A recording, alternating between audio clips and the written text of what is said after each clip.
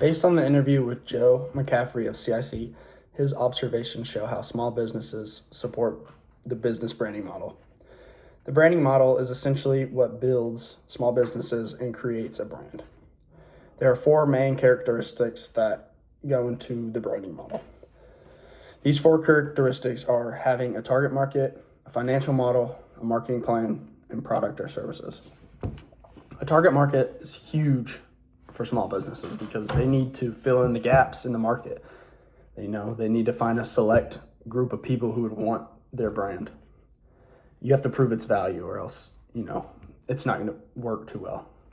Like, for example, having a daycare in a retirement complex, that's a terrible location, and it wouldn't fit the market for what's needed.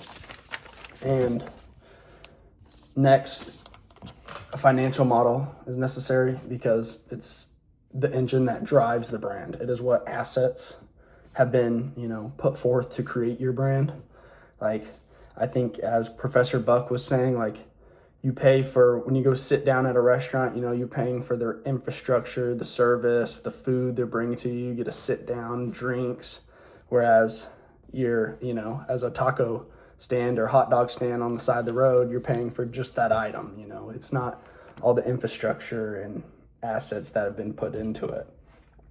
And third, you need a marketing plan. A marketing plan is crucial because you need to have a plan for why people would need and want your brand.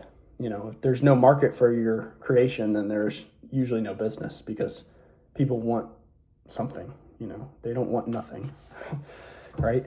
But, the number one thing that fails a small business, as Joe McCaffrey was describing, is the market is too small or it's too difficult to reach. So you need something in there that people want, and it needs to have value.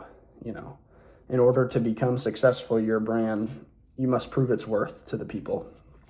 And finally, the fourth characteristic is product or services. Your product and service must be unique.